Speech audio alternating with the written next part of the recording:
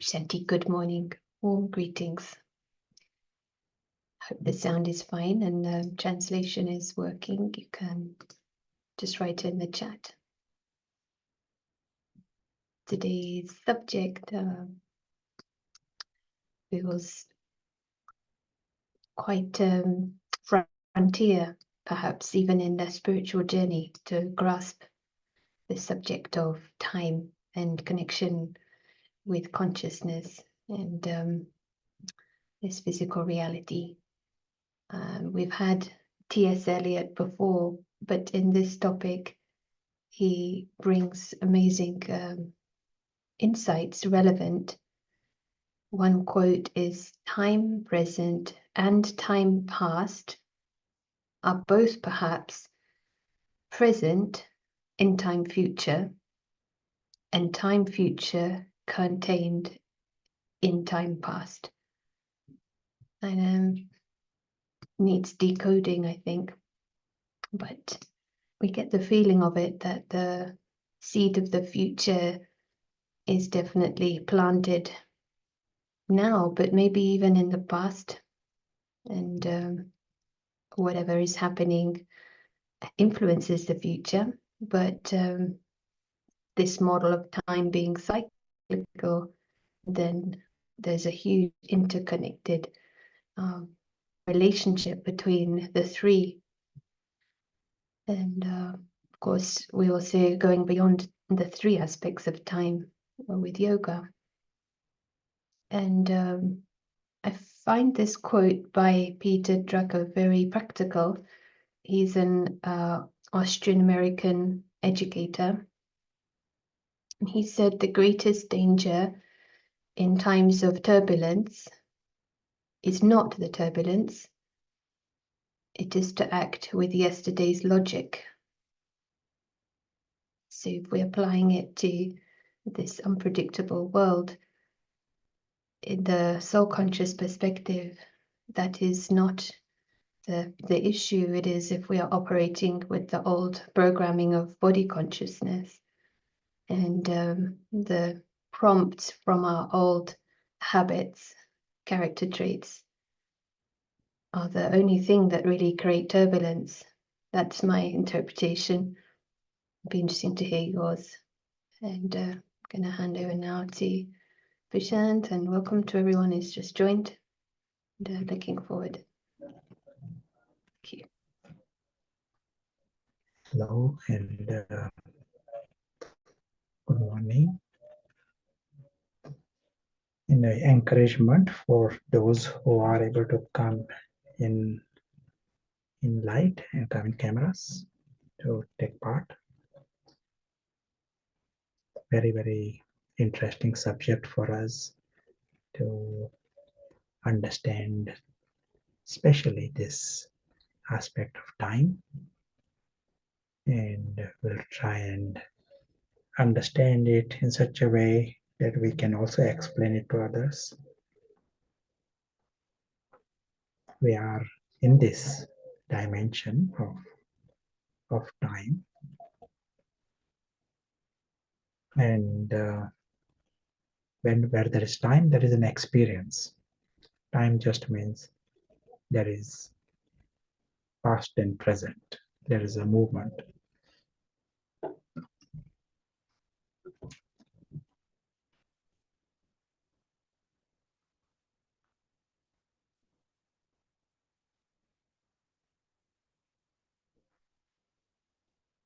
Just checking the sound. Sound is okay? Is it better? So let us create a few moments of silence.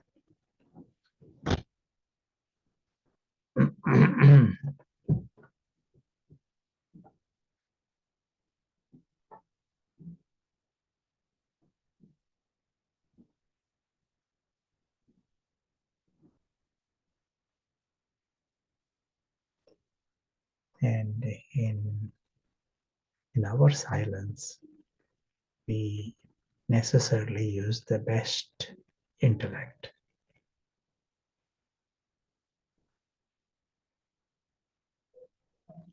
And when we are using the best intellect, game changes, everything changes. 1 second, we are seeing our world beyond the cardboard world. The entire physical world appears like a cardboard, very gross. Lots going on there, but it becomes so obvious that is a foreign world, that is not our world. We don't want to be trapped in that world.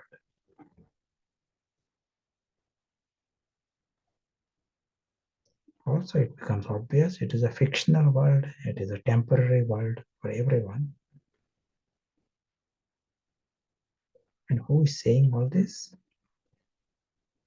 The invisible witness. He's saying this. Everything physical, including this gathering, it is all within that fictional world. And the invisible witness is the invisible soul. He wakes up to see all this.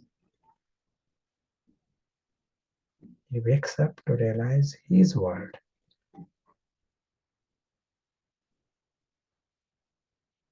And his world is alaukic, unearthly. It is not gross like the cardboard world. It is subtle, it is eternal, it is divine. No Ravan in it. It is godly, world of God, world with God.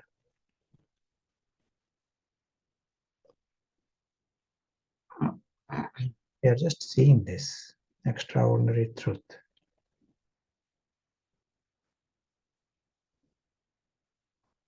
The true self is conscious. He says he's the invisible witness of this whole thing. True self, he knows he's very, very lucky.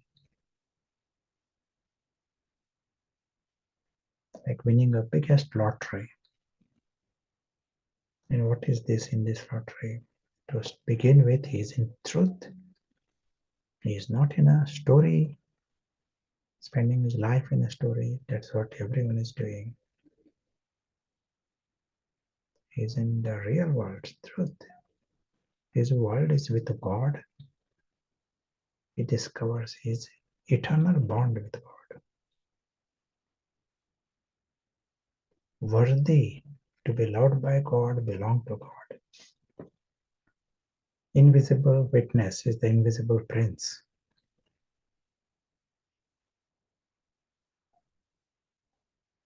He knows his world is eternal.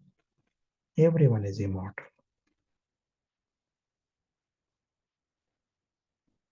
World of eternal security.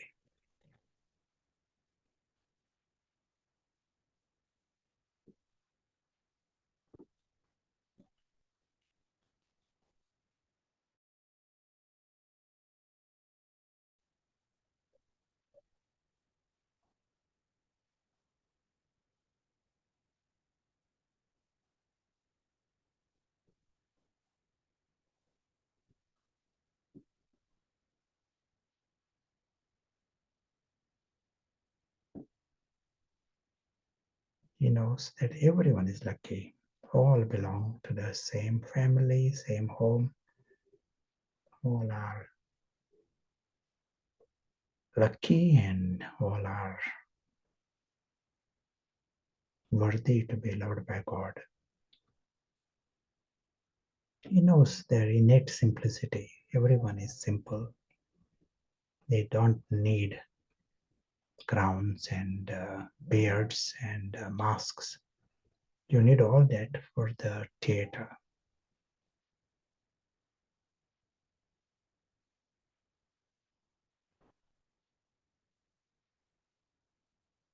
invisible witness in his world of joy and love. This is the nature of everyone. All are beyond harm. Nothing in the three worlds can harm them, even the slightest. Such is their world.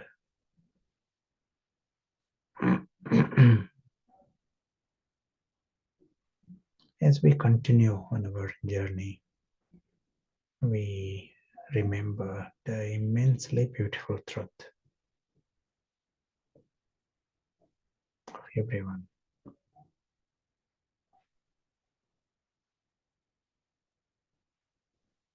Thank you.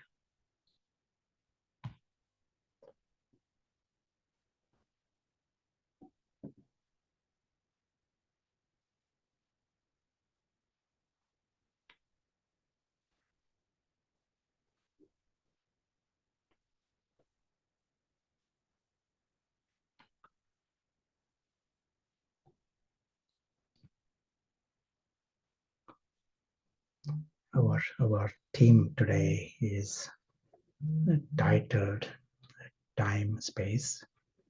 Emphasis is time. We are trying to understand the dimension of time. In space, when we use the word space, we all know the simple language that is used. If I'm just seeing one level, this is like a one dimension, the two dimensions, and three dimension. So when we are talking about space, we speak of this length, breadth, width. So children up to the age of 7 months, they can only see in two dimensions. They can't understand that there is something that can be behind the depth that it doesn't occur to them. So if you put something in the pocket, they don't realize that there can be depth that they can put in their pocket, hands in the pocket.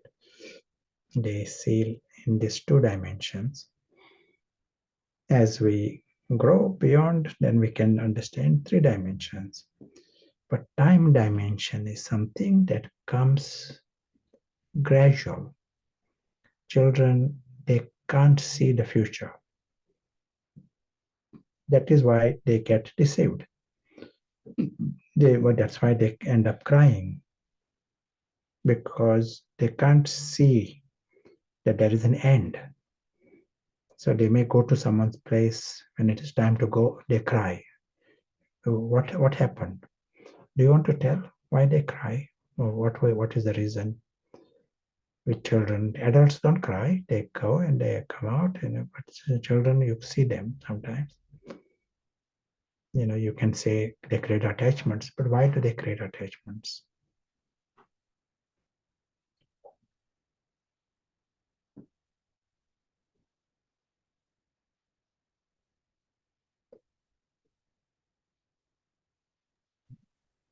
We have a childish intellect. Yes, and what does that mean?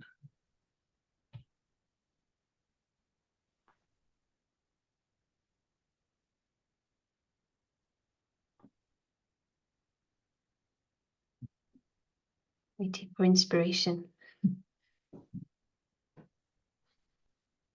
Yeah, I mean, you mentioned that it's not real for them. So like summer holiday is the whole life for you when you're a child. So they cling to experiences and they want to perpetuate, continue, and they only see the moment and what is there in front of them at that moment. They live in the present.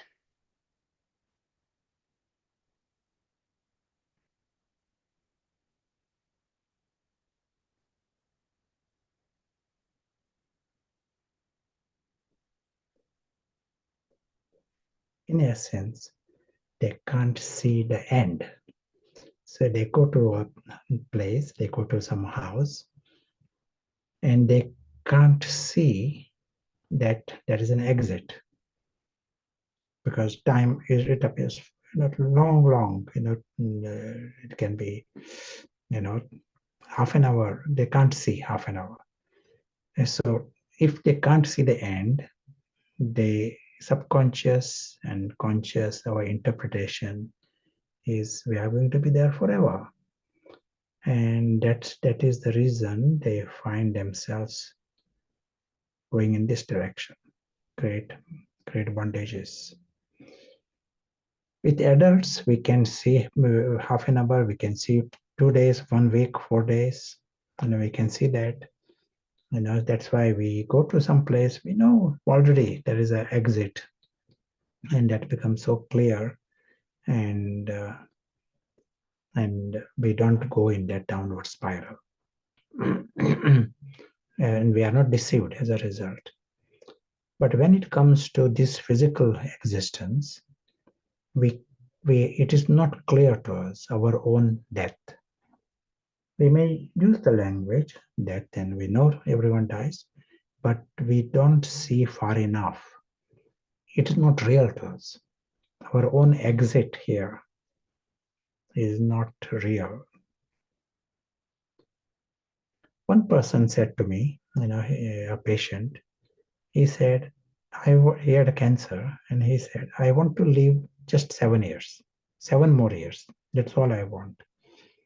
May I ask you why? Why he said 7 years?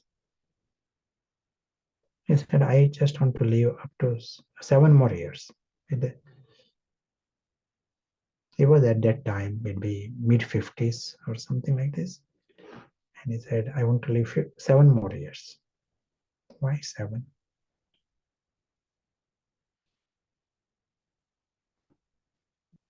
Sounds like he had that, he couldn't think beyond that. So yeah, maybe his insurance was for 5 years.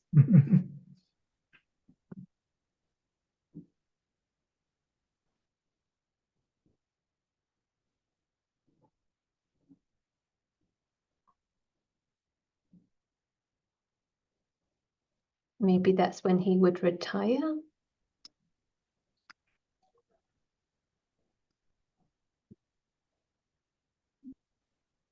Maybe 7 was his lucky number. It sounds like.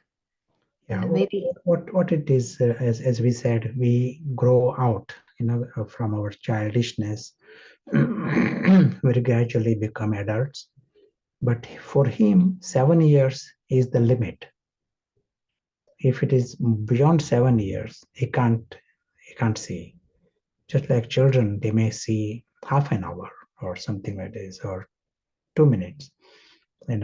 But for him, 7 years are real to him. And beyond 7 years, it is beyond. They can't grasp this. In other words, for him, 7 years means eternity. You cannot see the end, means for subconsciously it is interpreted as eternal. In a bottom line is everyone wants to be immortal. No one wants to live just 7 years. After 7 years, he will say another 7 years. So this is the limitation with human beings. What we really need is an intellect that can see eternity. And this is our important part of the meditation also. It is necessary part of the meditation.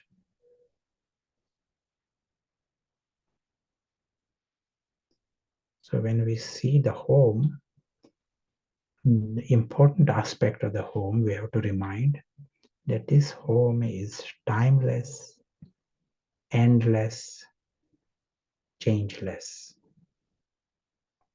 It exists forever. And we as souls, we are immortal. We need to get into that awareness. Maybe for 1 minute, try and grapple with the immortality. As we do this, we stretch our intellect, and then we are in a better position to be in this world. Then we, as if like adults, we at least will be seeing the exit very clearly and will not go in the spiral. When we do not see the exit, helplessly we end up in that downward spiral. Now let us create a few more minutes of this experience. We need, even to understand time and to reflect on it, to churn on this, we need to sharpen all our different intellects. So when we use the word subtle intellect, broad intellect, with this we can see the reality beyond the physical as obvious. The word incorporeal doesn't mean it is any less real. In fact, for us, it is the main word. It is not a story word.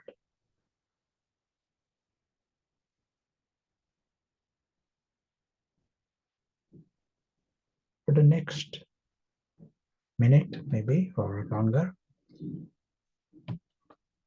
let us experiment with this dimension with eyes open or eyes closed. Let us come in that region beyond the physical, our home, true home.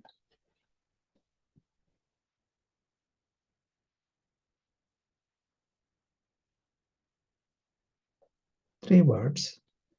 This region is beyond, region of light,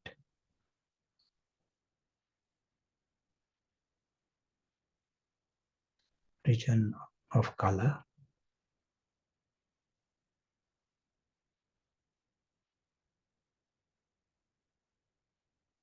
and we direct our attention to this region.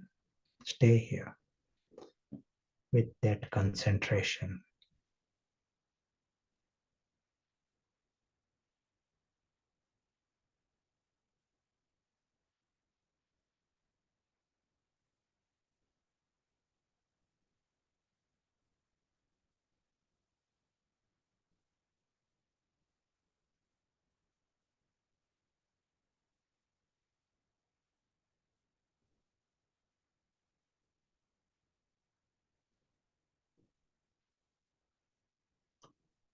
Timeless,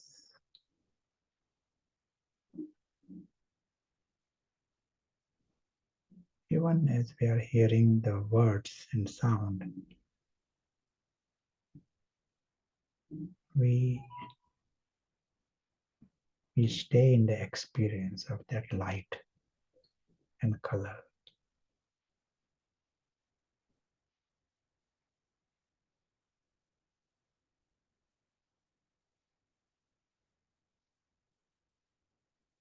We see the reality of this.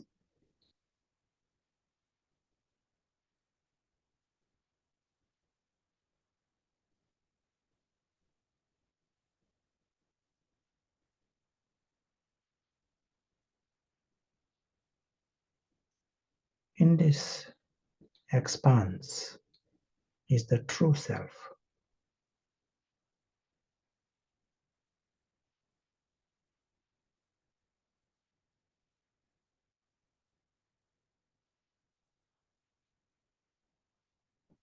We see the true self in the image of a living star with a backdrop of many stars.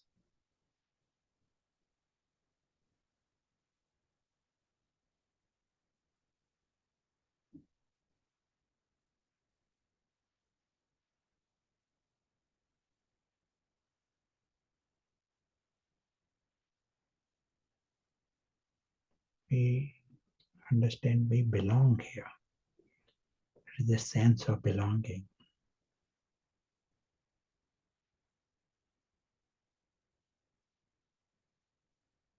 We never belong to that temporary story world. No one belongs to that foreign world.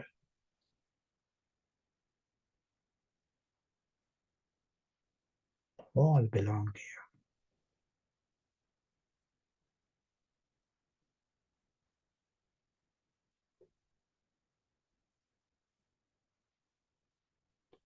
We understand this region is real and it is important.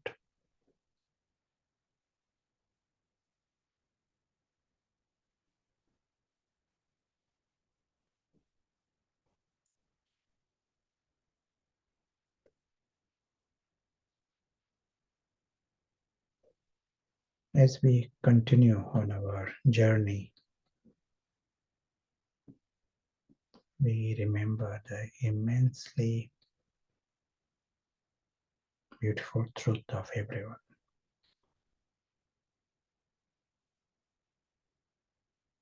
We all have a home, eternal home.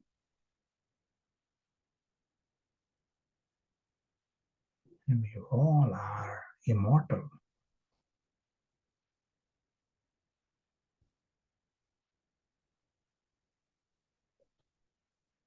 Our world is beyond harm. Story cannot harm anyone, anytime.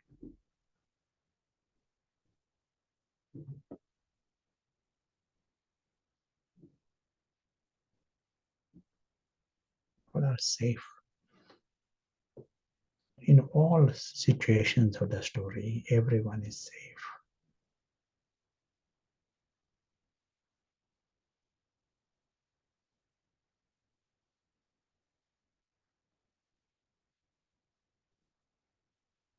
You also realize everyone is good.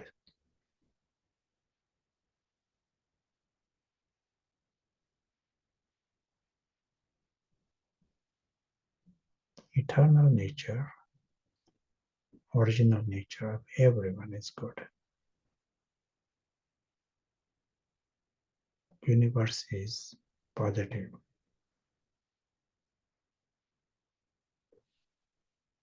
And the story has got variety of plots and variety of different characters. It is an entertainment.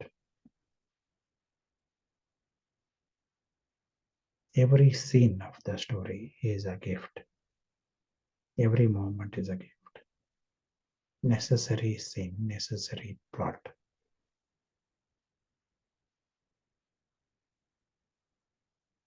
Thank you.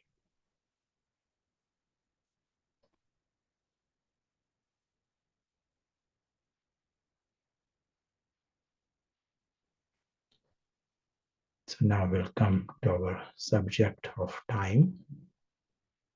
And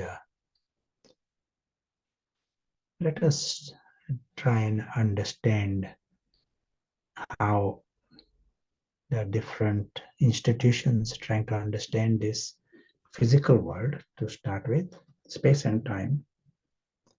And philosophers are making lots of effort to understand this. So there is lots of serious effort done by philosophers.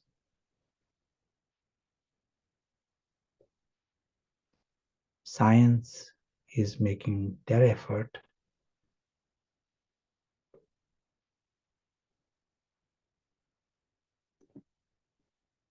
And religions, they have their effort. Different theories. Everyone has got many ideas. Philosophers, there's so many ideas how this world exists and different opinions on this. Science has got many opinions. Some are more popular, some are less. Within science, there is an understanding of the block universe. Big Bang is just one of the many theories. There are mm, other ideas there. Religions have got, you know, God created this universe. It's some kind of, or some might say it doesn't exist. That kind of a position also, more in philosophy. And there are some philosophers, nothing exists. That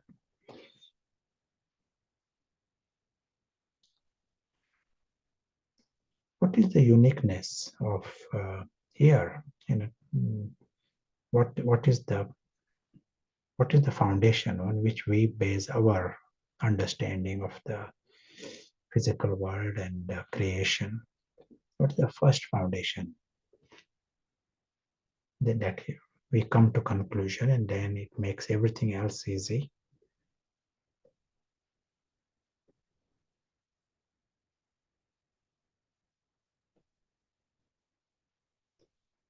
Our foundation is based on the recognition of the soul.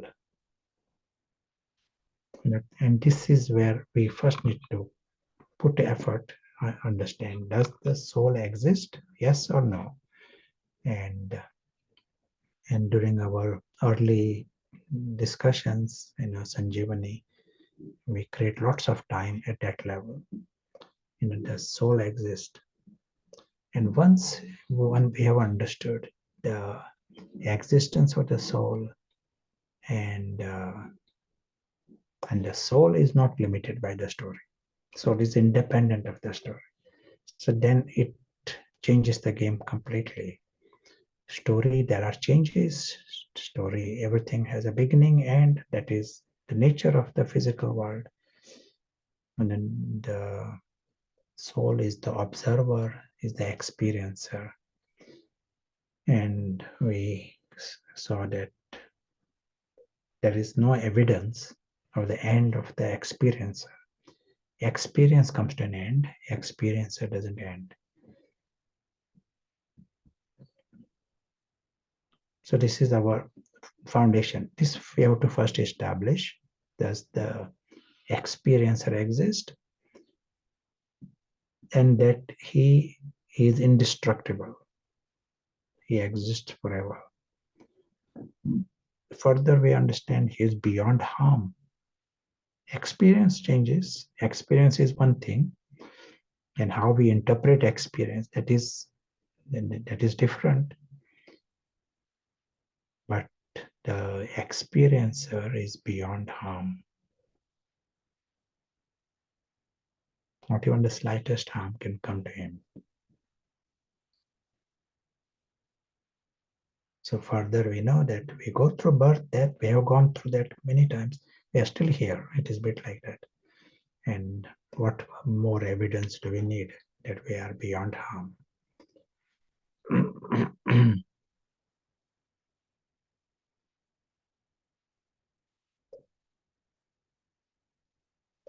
Now, in science, there are people like Julian Barber. Did use different color.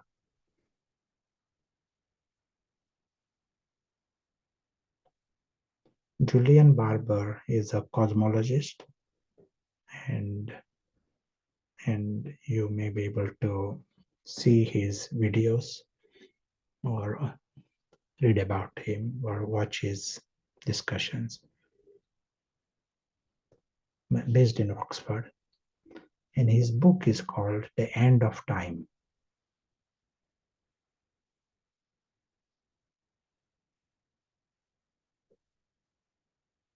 He knows, about Big Bang and every other theory that are there in science. But his book is called End of Time. And what the argument he's making in this theory is that you see the bones today, and all I can say is the bone exists now. And there's some dinosaur bone. All I can say is bone exists now. did it exist yesterday? We can't automatically come to conclusion that that bone existed yesterday. Oh, he sees the whole universe itself in a different model. And so leave aside, did the dinosaur exist? That is another. The scientific statement he can make is the bone exists here now. That is all we can make. Did we experience it? That then we can think further. So when we are talking about 1,000 years ago, what happened? He says it is all a projection. We can never know history. Based upon the present, we are projecting things, and then it becomes non-scientific. And he gets invited to speak in other universities. He says it is a new model, new way of seeing. We don't say what Julian Barber says is right, but we just to show that science has got different way of looking at things, and we have not established how the universe exists.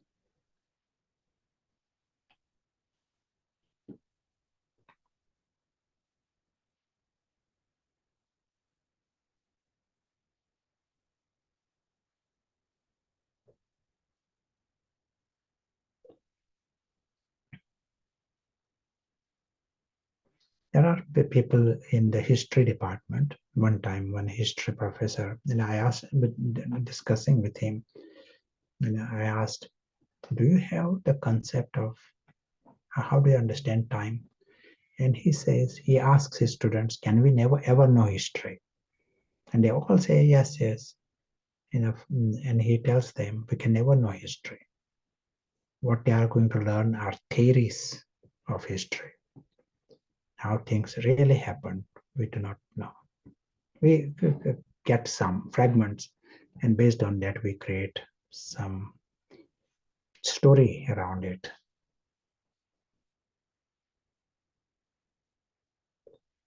Now, the present way of looking at world, let us call it one set model.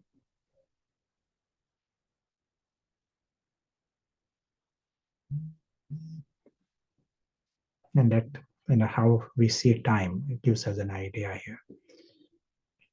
And in this, all the theories that exist in philosophies and science, it is without the soul, and that it is like trying to explain things at a level of matter. That is the way most of the theories are. So this one set model, what we mean by this, it is the same matter. Let us say here at some point is the world of matter and energy. It is all here. It is the same matter after 1,000 years. It may change its form, change its shape, but it has divided. But it is the same thing that it's moved further. And that same thing will move further after another 1,000 years. It will change its shape, form. So it is a one set of matter and energy that is progressing, that is changing, that is, and there are different laws by which it happens. A universe may expand, it may contract. There is a bang, there is a crunch. There are different theories about this, but in principle, there has to be that original set, and it is that set that has changed.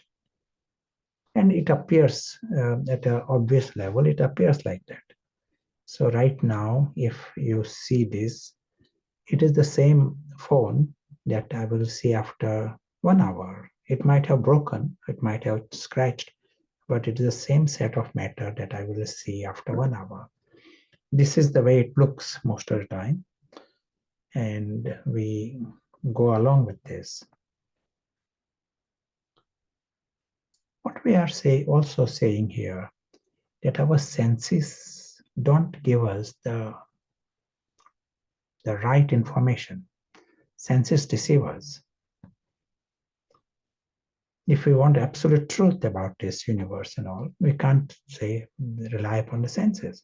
For example, senses don't tell me that this planet Earth is moving right now. I feel very stable. Things are, I've stopped nothing rattling around me.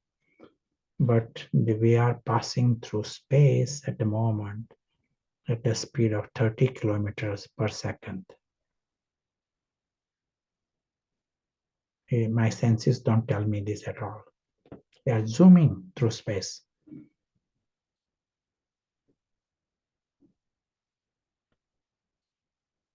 If I am seeing this right now, this computer in front of me, it appears to be very solid. If I show you this, will you say this is solid?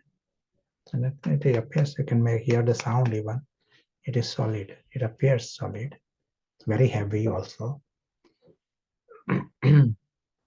But this is a right statement. If you say it is a solid, liquid, gas, solid, it is a very scientific statement.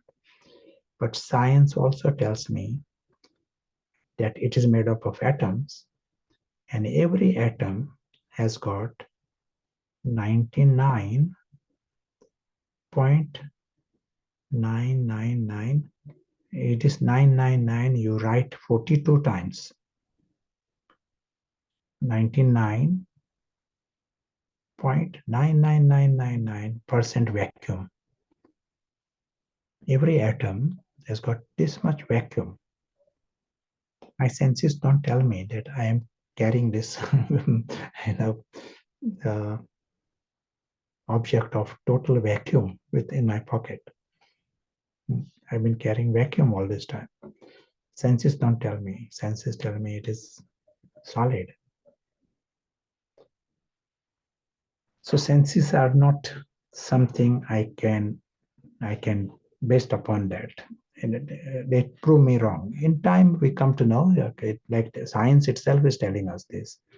And like, for example, sun rises in the east. Sun rises. We don't say Earth is moving around. It is sun is rising. This appears. Senses tell me this.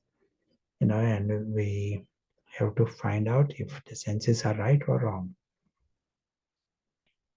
Sun is in the same place.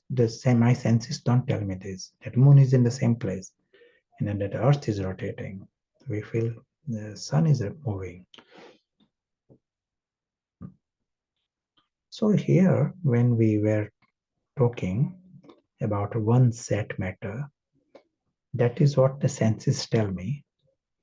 So there is a time, that 1,000 years have passed, and another 1,000 years have passed. So there is a time dimension all along, and we senses, my own superficial observation feels we are seeing one set of matter. Now, what is our model? What other model we can propose?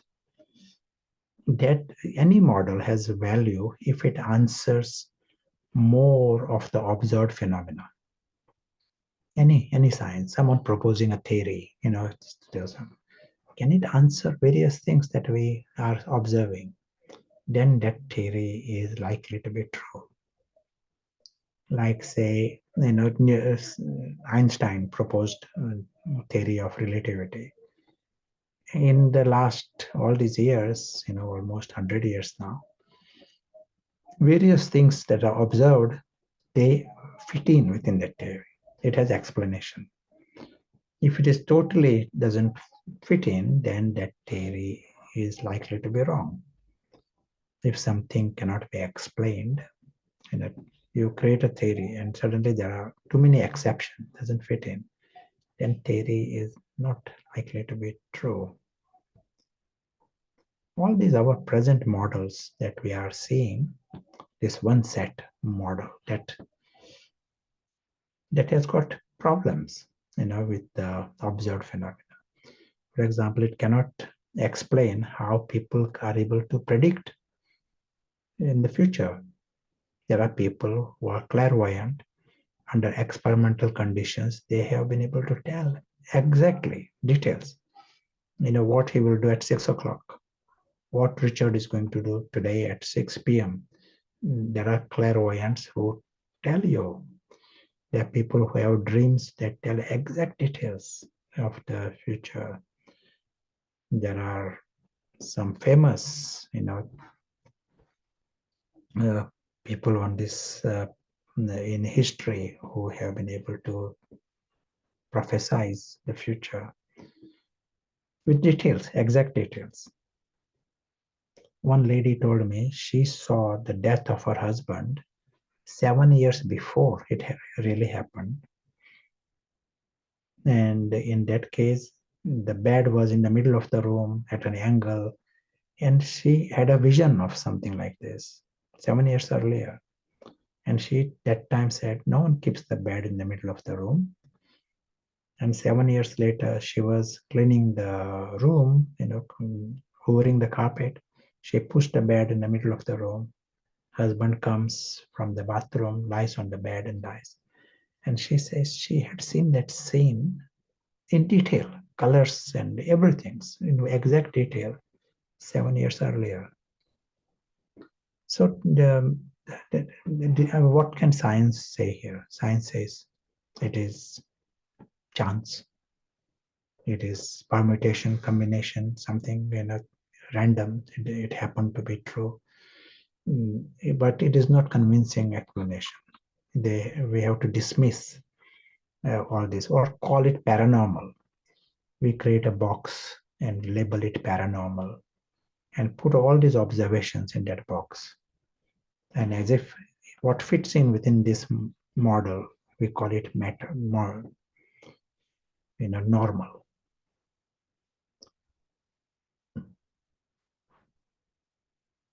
But that makes the positioning weak. We cannot explain the observed phenomena. So if we got a model that can explain all observed phenomena, that model of time is more likely to be true.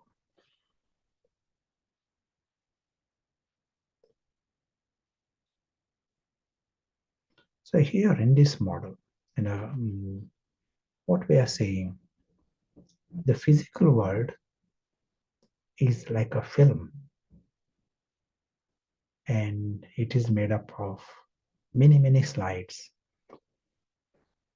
In other words, what we are saying, this moment, we are watching a slide, this moment.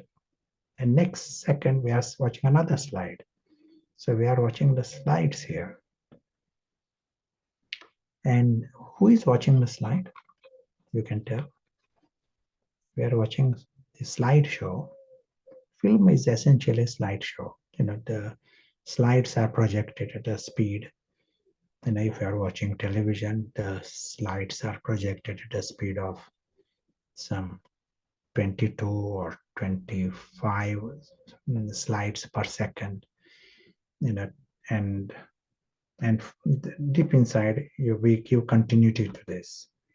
It doesn't appear like separate slides. We feel it is continuous movement. So who is watching the slide? This whole physical universe is a slide. Yesterday we heard in the Murli, in the Baba saying there's a big reel. That is, other reels are limited. I would say this is a unlimited big reel roll. We are passing, watching. So who is watching?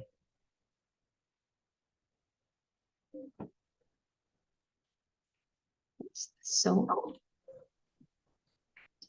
Yeah, soul is the only experiencer. Soul is the audience. So we use the word stills for this. So this is one still and this is another still. Still is like a slide, but in this one still, the whole universe is within that still. Everything that bird in the sky and some ocean wave, it is a still. It is not moving. It is static. And the next difference between this still and this still may be the minute change. Bird has moved a little bit further, and the next still is a little further change. And there are infinite number of stills of all possible possibilities. The universe is so extravagant. It is like a massive. All possible possibilities exist in this such a massive scale. That's why Baba himself says sometimes it is like a wonder. And within this tiny soul, he's experiencing all these things. It is like a. There are many stills we never will be able to experience, and we don't need to experience. We got a limit. You know, even the producer, director, when he's filming, he films so much, possibly 90% of it is wasted. And edited material, what the audience see is maybe 10%. So here also, this universe has got huge, the extent of this, these stills exist. World is full of this. World exists like this. If the soul is not experiencing it, it is in a very dormant state. No one is experiencing it. Just like if there is some nice painting, you have made a nice painting, no one is experiencing it. Painting is there, but no one is having any experience. No one is taking benefit of it. So these slides are there, and the experience happens only when the soul comes in these slides. Ordinarily, all these amazing souls, they are in the home, as they are not experiencing either in the home. They experience silence. They are experiencer, potential experiencer, but they are in the home, and film is stills is the experience, but our starting position is we are separated. The world of stills is here.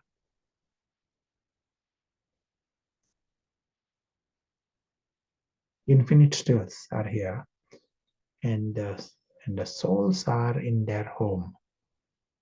The starting position is this. Experience happens only when these souls come in the world of stills. Then the experience happens.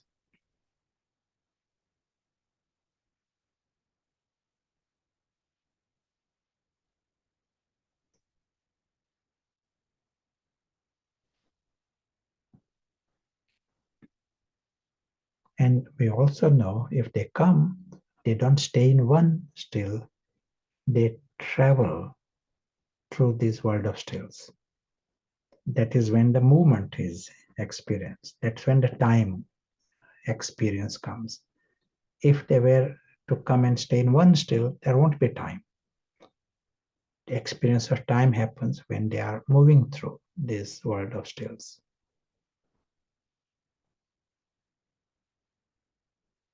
You want to add anything? You want to say anything?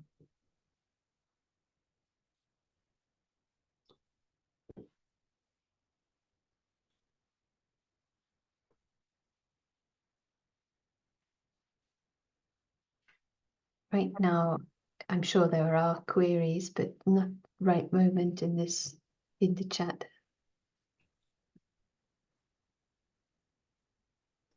So when we are in this particular still, say a bird is in one place, In this still, the bird has moved a little bit further. Prashant's hand has moved a little bit.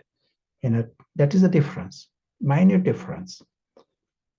This is the way it is when you are watching a film. There are, say, 1,000 slides in a one filming, and difference between them will be minute difference as you move. But if their slides are shown at a speed, then you see that James Bond is running and James Bond is jumping and James Bond is in a helicopter. You are watching this. And the reason you notice this movement, because the slides are shown at a certain speed.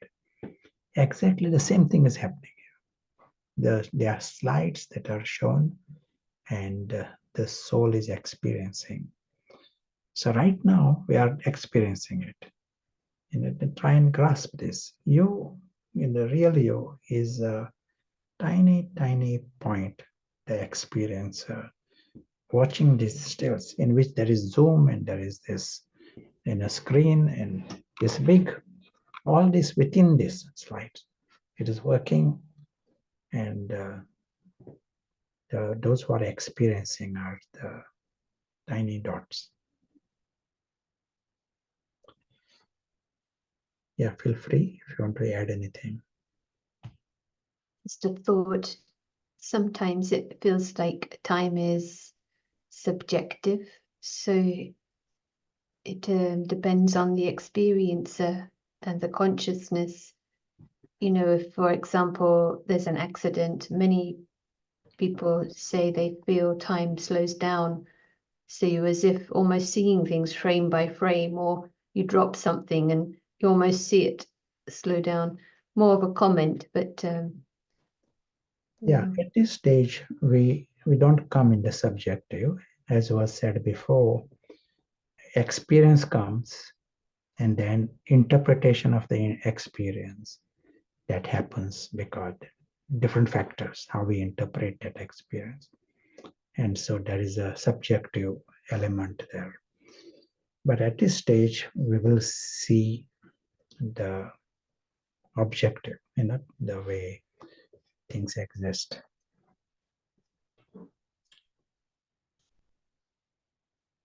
And when is the right time for the soul to come and have the experience?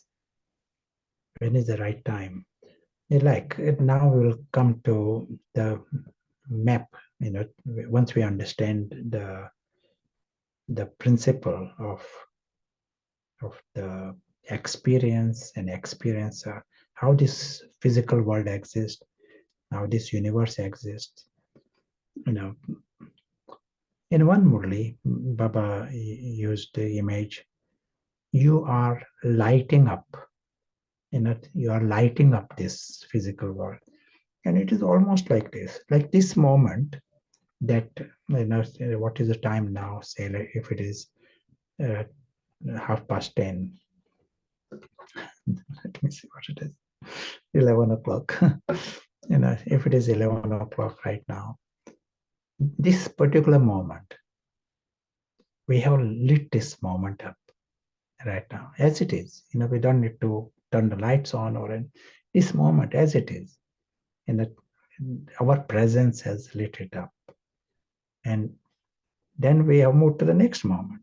Then that particular moment is in darkness. It is not lit. And we are traveling through this world of stills together. And as we are traveling through these stills, we are lighting it up. We are experiencing this moment. The next moment, we are going into next slide and next slide. And then those slides are dormant for the rest of the cycle, really. So we travel through these stills together. Some people use the word psychic gravity. Means souls we are held together. We don't sort of travel in a scattered way. It is not that someone is in yesterday's world and someone is tomorrow's. No, we all travel together. Or we are in the home. That option is there for everyone to be in the home. or we are in the slide where collectively we are traveling. Except in situations like a dream, so how do you explain dream here? Dream is a time when, in this model, the dream experiences, they are also stills, but they are stills that are not collective stills. Collectively, our group and the whole human gang is at this point is traveling in this still, whereas you are floating into another still for a short time, for 1 minute, 10 minutes. You can float into some other parallel stills, but then psychic gravity pulls us back. You can float into something else, but you are pulled back and you join the main direction, and then the tide, the way the rest of the souls are traveling. We join those stills. The same thing can happen in trance kind of experiences, visions. People sometimes, or even drugs, they can go into a trip, they experience some other worlds. It is like going into other stills, but they can't stay in those stills forever. The gravity pulls them back, and then they are in, we call that a reality. Then we are into reality, but all are stills. Reality or the dream, they are all different stills. But yes, there are collective stills. Good. Now let us see the model that we hear, from Baba, the cyclical time model. What does this tell us? Cyclical time model. It tells that this is a film, and that is what we agree.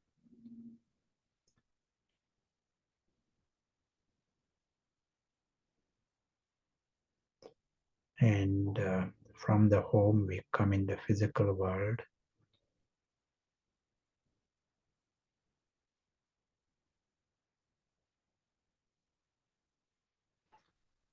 And in the physical world, all that we are doing here is experiencing a film, different slides.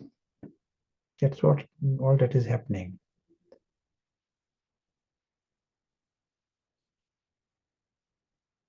At a certain speed, we are watching these different slides. So there are these slides at this point, and we may call them different ages, because the best of the possible worlds come first, and then the other slides come. We call them Silver Age slides, and then the Copper Age slides, and then the Iron Age slides. We are watching different slides. Huge presentation there. Journey. Film is a performance. Performance is a big one. 5,000-year long film, and then film finishes. Everyone returns back. It has its own details, but there is a time when we start the journey and others join in as we go through the film. There are details, but the souls here, the audience, they are watching a film, and the duration of the film is 5,000 years. And within this film, there are broadly 4 different, episodes, 4 different phases. And film, there is a cut phenomena, which means, you see James Bond in a helicopter. Next scene is James Bond is in Casino Royale. You don't necessarily need to see all the details, how he moved from helicopter to Casino Royale. film, you can expect some big changes. But in a one set model, they are disturbed by this. When something like this happens, they cannot explain it. In a film model, you can explain. In a one set model, they call it paranormal, they call it miracle, they call it, poltergeist. But here we are saying it is a film. You can expect. There is just happens to be a certain pattern that we are. These random things don't happen that often. That is more a surprise. There is a long period of time. There is a pattern. There is, for very few. These things happen on a small scale, but consistent pattern is more of a norm. But during this change, from golden age to silver age, that is the time change takes place, the shift. Different plot starts. The audience, they move. They are just like when you are watching James Bond. You see the next plot. Sure. You see Casino Royale. Sure, no problem. So the same thing happens here. They are unharmed by this. Only those who create attachments to something, their interpretation will be different. They will be disturbed by this. Any of this, it disturbs those who create attachments. Those who see it the right way, they are not disturbed by the film.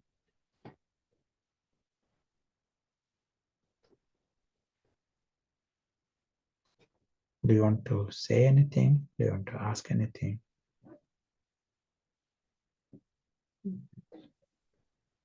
Question: the different stills of all the experiences are in one common film?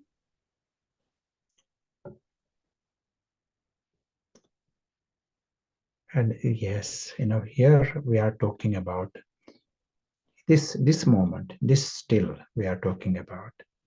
There are 8 billion or 8.1 billion human souls, plus all the billions of animal souls. They all are experiencing different things in this one slide. Just like, say, you can imagine a theater that there is a screen and 1,000 people in the audience, they are all watching that screen. And ordinarily, we all are watching the same thing and we all enjoy. But if the screen was very, very big, 20 times bigger than what we normally see, then some can see one corner of the screen, some can see the left corner of the screen, some can see top part of the screen. You can't see the whole lot because the screen is too big. Such is this, our present slides. They are big, they are massive. And, it's like this one slide here. It is so big that is 8 billion human souls. One is watching one corner of it in Africa, another is watching another corner of it. In Asia, someone is seeing one corner. I'm talking here corner. There are so many corners in each house. If there are 20 people, in a place, they all are watching different corners of this screen. They are not all watching the same full screen as we can see in a theater. The screen is too big and sophisticated. But yes, we are all together in that same slide, seeing different corner of it. Just a gentle request from one of the translators to slow down a bit, but yeah. So does the reason of watching one slide and not another with one group of collective souls and not with others, is it connected to the law of karma? who else is watching that? That is not issue really. What really happens is the law of karma dictates which corner of the slide we are in. Yes, absolutely. Which slides we go through, it is all decided by the law of karma. For example, the Queen Elizabeth, she was in the same slide as or many others, during those same years. When in Sir Queen Elizabeth is traveling through these slides, let us say, and many others are traveling through the same slides. But she's all experiencing castles and palaces and diamonds and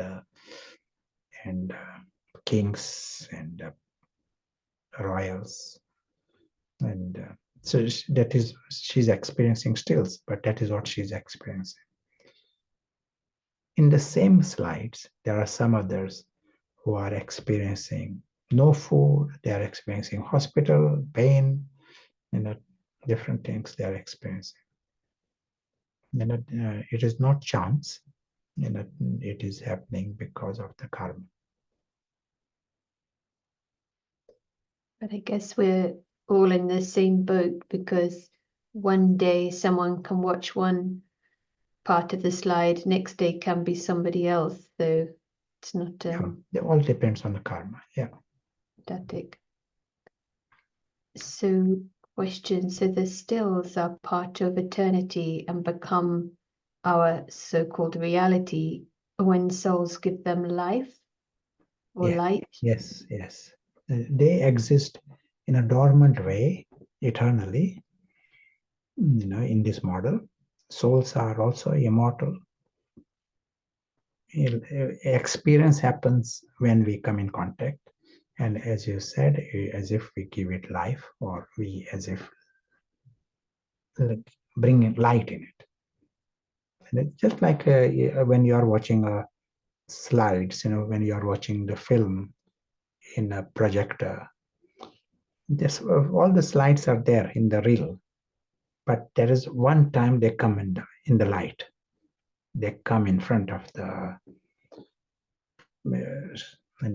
and they are projected. Everyone is experiencing that moment. And the same thing happens here.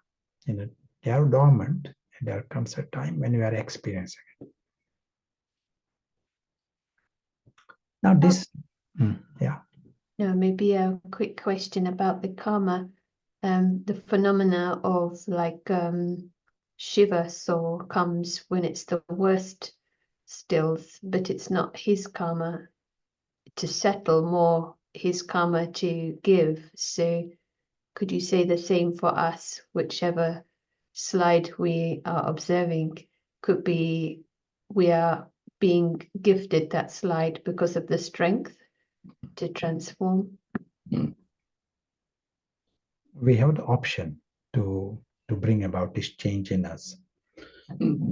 Ordinarily, the things are happening because of our karmic factors, and that is the reason we are here. But we can transform whatever that is there. We say, okay, this is the opportunity for us.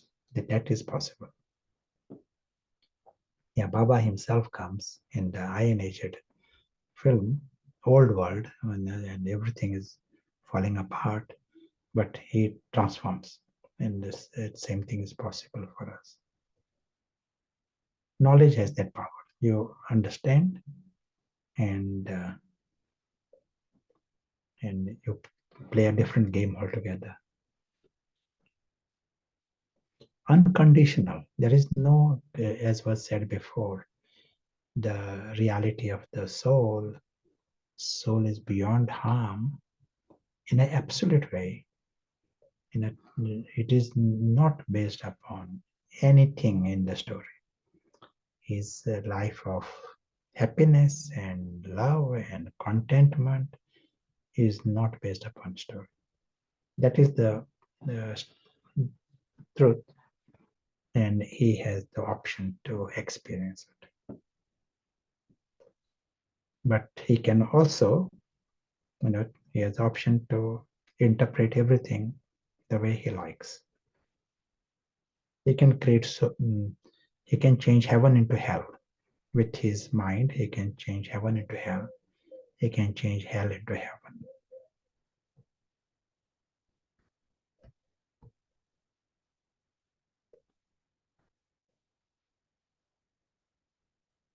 I mean, there are more questions that you were wanting to share, and we can always take the questions after the break. Yeah, sure. What we are showing here is, we said, in science, can you explain more phenomena? And that if your model explains phenomena, it has more authenticity and power, weight. So here we are seeing that everything that others might be calling paranormal, it is not paranormal anymore. When you are watching the film, you can you can see many things that happen in a different way. Also, the knowledge, when Baba speaks about 5,000 years, the whole duration is 5,000 years. Nothing can exist more than 5,000 years. Film, when you are watching a film, you may be watching some people 80 it appears that like they are 80-year-old, people, doing prayers. You are watching this scene in the film, and buildings are 200 years old, and someone's beard is so long, but the whole film is only 1 hour long. So the details that exist in the slides, they don't tell you the duration of the film. So here today, if people are saying, oh, the duration of this world is this many years and billion years, it is because they are seeing the world in a one set model. That's why in that model, you project based upon the present, you are thinking, you can see the past. But when the world itself, if the world itself was to exist as a film, that thinking becomes, obsolete. We have to see things in a new way. And all that we can say is, okay, that man is, is shown 80 years old in that particular slide. That's all we can say. Just as Julian Barber is saying, you can see the bone in this particular moment. That's it. Because it is there today, we cannot say it was there 10 years ago, or it was there yesterday even. And the film means this. When we are watching this world in the model of the film, then it tells us that world is made differently.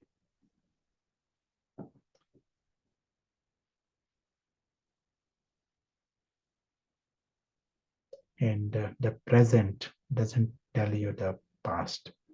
And we cannot sort of decide the age of the film based upon the scene. So how do we come to know the duration? How can you really say it is 5,000 years? I'm asking you. Can we say this duration of this film is 5,000 years?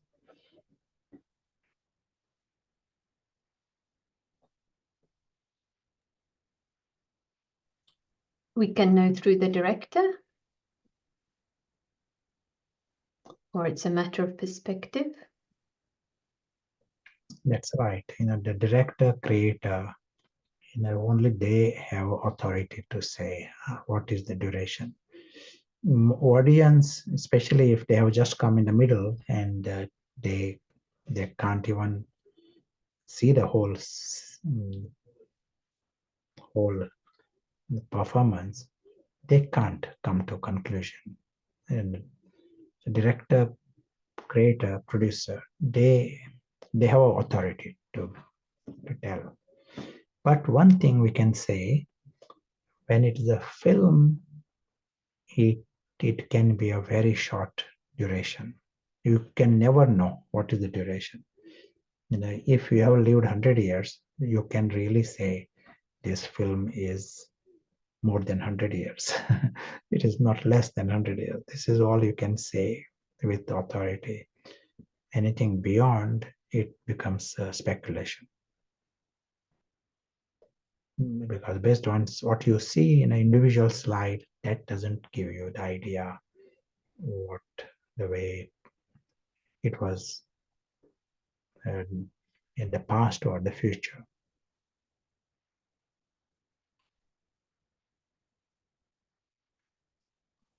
Even that idea of history, for me, the model of virtual reality. So if you're playing in a game with an avatar, there was a sequence of moves which get recorded, but you wouldn't use the word history for it. Just a random comment. Right. Yeah, excellent. If it is time you're planning to have rooms, happy to have rooms at this point, and we meet after the rooms. Yes, we have. I'm just going to make note of these questions, some good questions. Meanwhile, Prashant, do you have a kind of a nice query to guide discussion, to get the discussion started?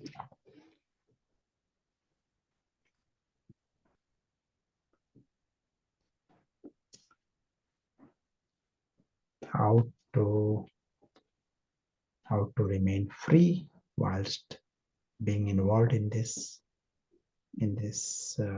film. How not to be deceived by the performance. Yeah. It's interesting to come back to that point. It's easy to get carried away. Okay, I'm just writing that in the chat. So put it in the chat and enjoy the discussion. If you need a different room for your language, there's a button to press. And we'll see you in just over 10 minutes. Thank you.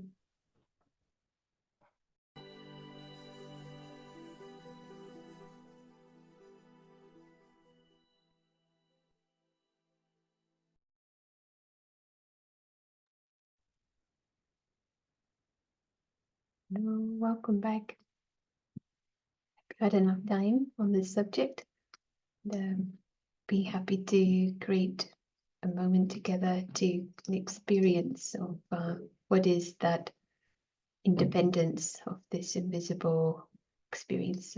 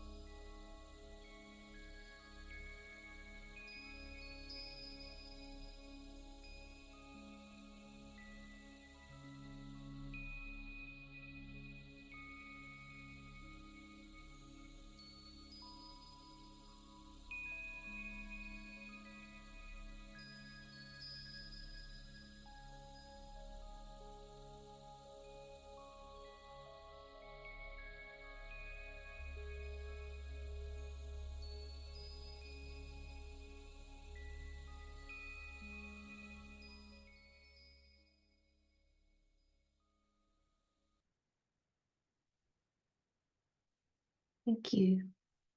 Welcome back. It would be nice to hear your thoughts on this topic of the discussion. And it feels like, in a way, the answer is hidden in the question, how to remain free whilst in a film. If that's really clear, and that's what this session feels like it's giving, is detachment from what is a series of almost images.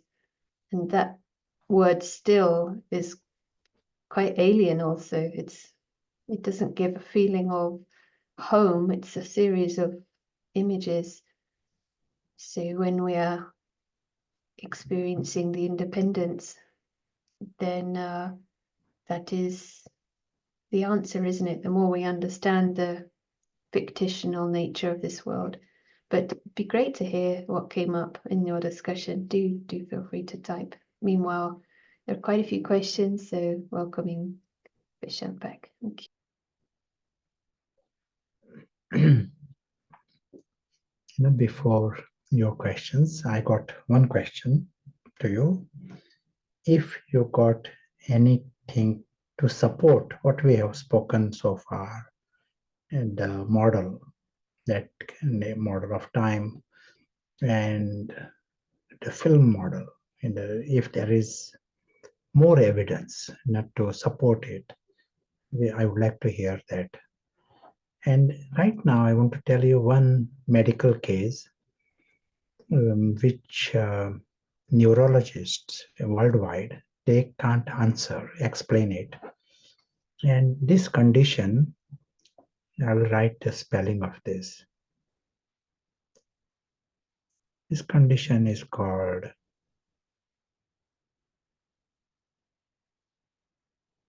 akinetopsia. So if we got sisters from Greece, they will know that is knee, a knee. And they will say it is like these are the patients where they can't see the movement. In their worldview, if the car is going, they see car at 100 meters distance. The next thing they see car at 20 meters distance. The next thing they see car is gone. So they see different slides. They don't see the movement.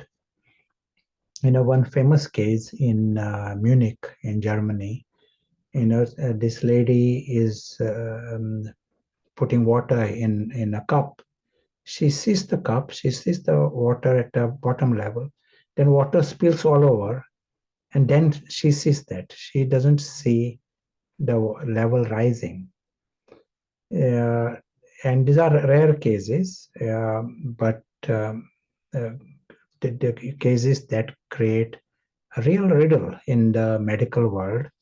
And the top neurologist in the world, they cannot answer this. And obviously they cannot answer because they have a different worldview. If they were to understand this world exists like slides, then there is the answer. This is like one case or this condition.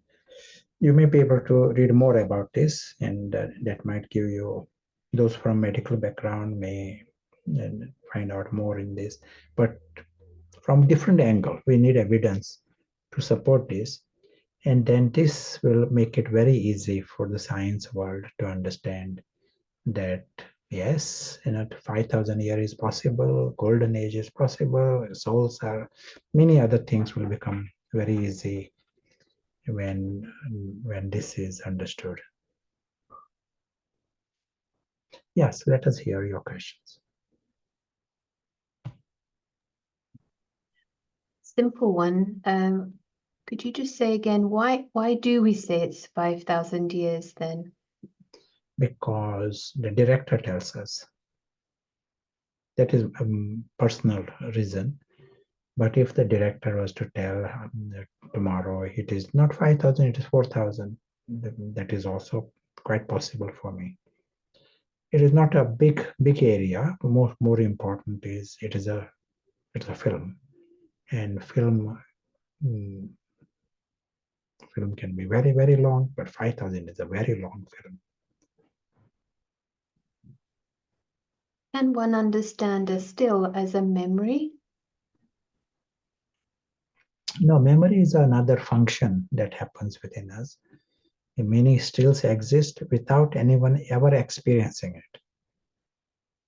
Like, for example, even at a physical level, there are many, many areas on the planet, many mountains, and where no one has been, and no one has ever seen it, touched it. In the same way, there are many leave aside the memory, no one even ever experienced some stills. What is the difference between a still and a slide? We are using that word here just as a to emphasize it is the scale of it. The slides, we are using it for a limited um, in a limited film. Here we are just using it is three-dimensional. When we are talking about the still, it is a three-dimensional big slide. Whole universe is within that one still, complete with sound, smell, everything. Imagine there is a film in which you can smell things, you can touch things. Here this is like a most sophisticated performance. Someone is asking, where did the still come from if it's not a memory? The universe. This is part of the we kudrat. That is the way the nature is. Nature is like this. Things when we see in our ordinary intellect, everything has a beginning. you know so here the souls are immortal, God is eternal, matter is eternal. That is the interplay when the soul interacts with this world of matter, and matter we are seeing is in the dimension of space. If it was just one slide, it would have been just matter, but we are experiencing the space and time. And also the knowledge says that what you experience is also predetermined in a way, like a recording. So yeah. So we are actors as well as an observer, and the trick is not to interpret these stills as reality. Is that correct?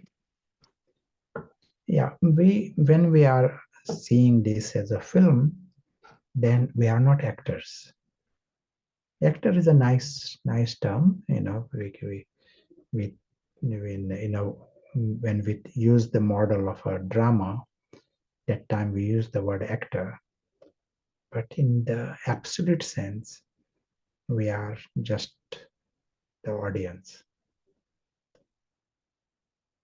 Some neurologists in the experiments, they also make a statement like that. Like they literally made a statement that small little man, you know, it was under the we were under the impression he's having all the ropes and he's making this body move and everything move. But then the studies also show that small little man is more watching things happening. In other words, soul is the audience. Why they say this? Because when you study the reactions, the thought and muscle movement and nerve activity, they see that the nerve activity has already started before the thought has come. So the movement has already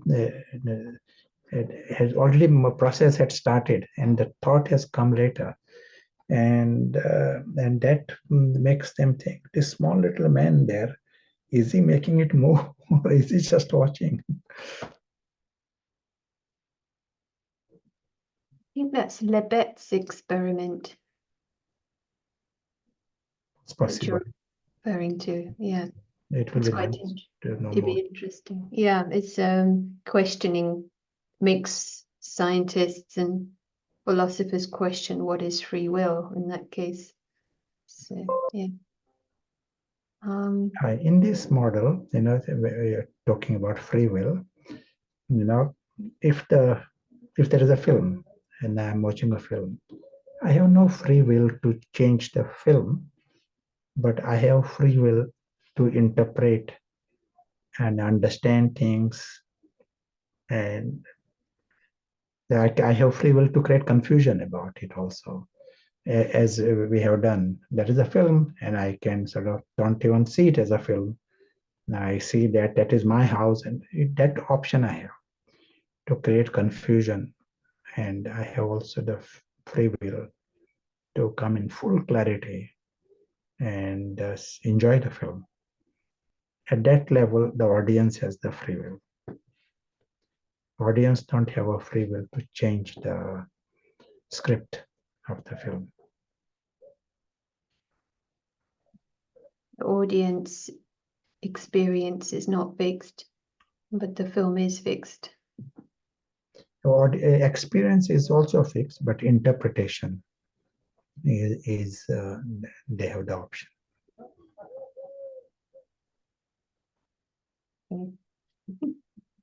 The rabbit hole. Yeah. Interpretation. Someone is asking, film is fixed, so is the pattern of karma also fixed? As we are saying, film is one thing, that is what we are saying, but karma, the way we interpret karma, is not at a gross level. Our karma, becoming soul conscious, is the highest karma. It is not seen on the screen. You remembering God, it is not seen on the screen, but that is the highest karma. You becoming sensible, that is the highest karma. You are understanding knowledge, studying knowledge, that becomes the highest karma, because you are now becoming sensible and understanding things, interpreting right way. Someone is just watching the film, but creates thoughts of indulgence, creates attachments in his mind. No one is seeing it. Film is going on, but you are just creating in your mind attachments, indulgence. You are committing sin. That becomes a bad karma. So sin and good karma, they are not um, what you see on the screen. It is happening within the soul.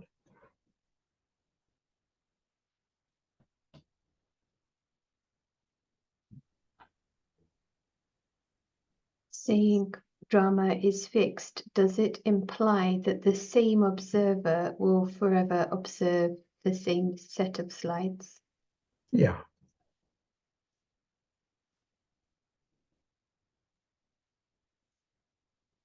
That's easy.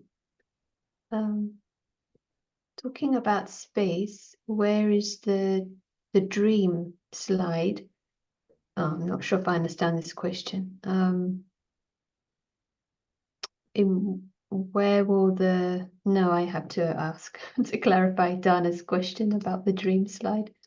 Can being a passive watcher make us dispassionate?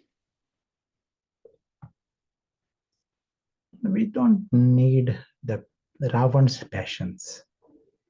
The more we come and become sensible, then we will have angelic feelings, angelic reactions, and that is a good news.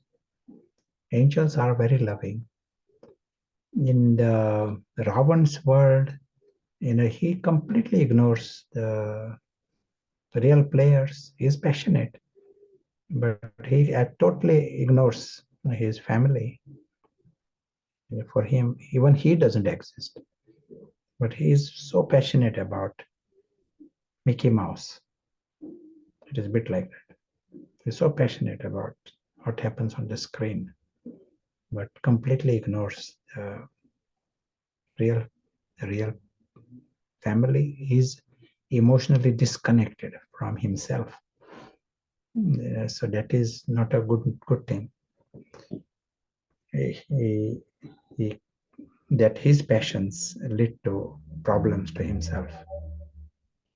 It is as if in a reverse gear. He's so passionate, getting pulled into drama more and more, but he is emotionally disconnected from himself and his family. Be helpful to explore that more tomorrow. It's very interesting.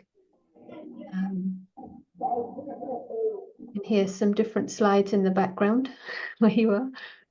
Sounds like some racing. Yes, there are some other queries and comments, but I lost my track a bit here. There's so many of my own questions. Yeah, oh, that's right. Someone has written they found it helpful to think of it like a flip book. So you draw one page, the next page, something slightly different, but when you flick it, it creates a continuity. So thought I would share that. Yeah, that's nice.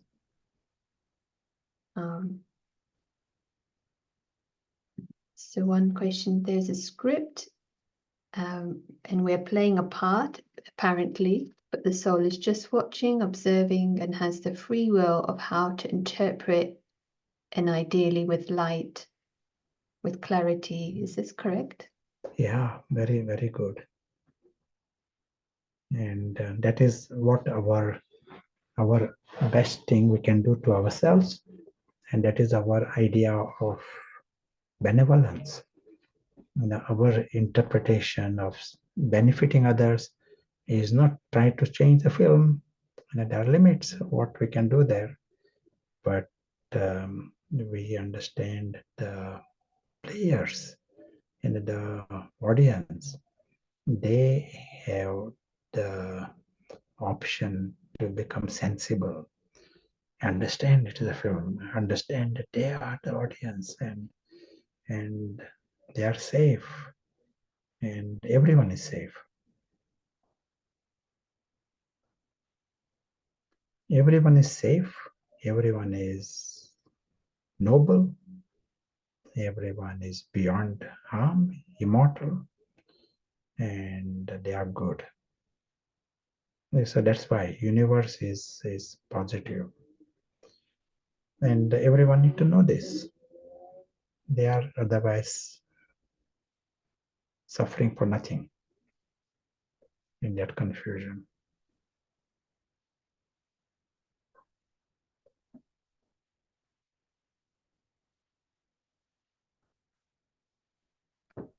Yeah, thank you.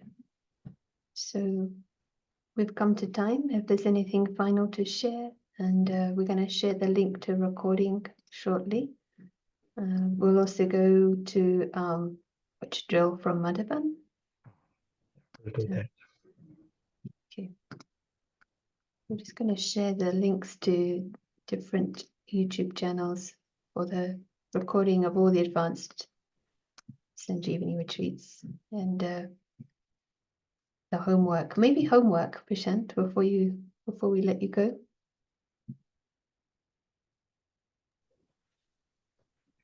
The most important homework is for us to become free. Even this knowledge of the film is for us to know that film is separate. Right now here, Prashant is talking. That is part of the film. That is part of the stills. At the same time, the invisible witness, like a presence, is watching this, and not to be totally lost in the film. You need to wake up and remain awake, remain independent. And this is the important homework, ongoing homework. But certainly, and over the next 24 hours, let us have that.